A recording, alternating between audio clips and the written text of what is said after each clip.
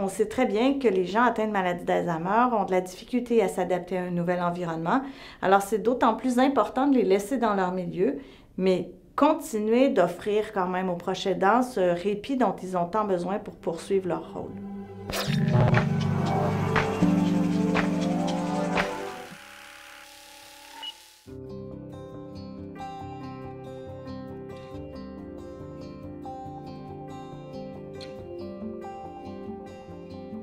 Baluchon Alzheimer est le seul organisme au Québec à offrir un long répit à domicile pour les personnes vivant avec une personne atteinte de maladie d'Alzheimer.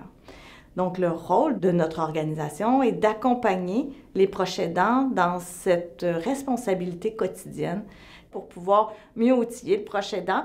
Donc, on essaie ou on espère avoir un impact sur le sentiment de fardeau de l'aidant et le diminuer ce sentiment de fardeau qui parfois les assaillit.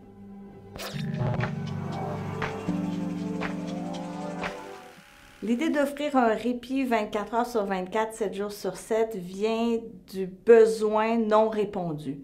Il y a des proches aidants qui nous disent « Moi, je voudrais bien partir une semaine ou deux pour aller me reposer. » Il y a des proches aidants qui nous disent « Moi, je dois aller me faire opérer, j'aurai besoin de quelqu'un pour venir prendre soin de mon proche et le mettre en hébergement temporaire serait tellement néfaste pour lui. » Alors, Baluchon a vraiment sa place. Il est unique.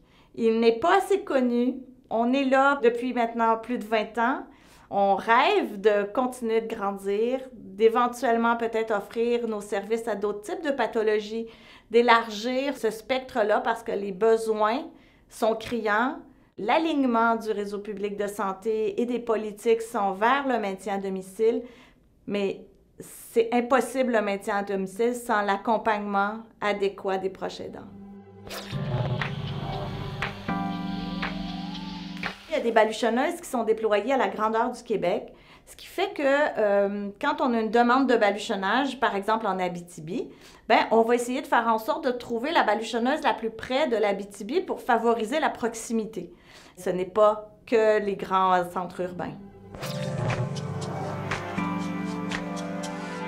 J'aimerais vraiment qu'un jour, ce maillage-là entre les organisations publiques et le milieu communautaire, qui est un milieu de proximité, qui est un milieu où l'infrastructure est plus légère, donc la capacité de réaction est plus rapide, en fait, que tous ces avantages soient mis en évidence comme un partenaire sur lequel on peut s'appuyer, mais sans se désengager de nos propres responsabilités.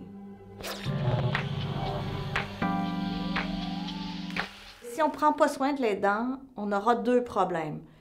Un aidant épuisé et une personne hébergée. Et on le sait que ce n'est pas l'idéal et c'est surtout pas ce que les gens veulent. Les gens veulent rester le plus longtemps chez eux. Alors, ce que j'aimerais vraiment, c'est que le Québec prenne soin de leurs aînés, prennent en charge leurs aidants et que le maintien à domicile ne soit plus la cause d'une seule organisation ou de quelques organisations, mais bien la cause d'un Québec qui prend soin de ses aînés.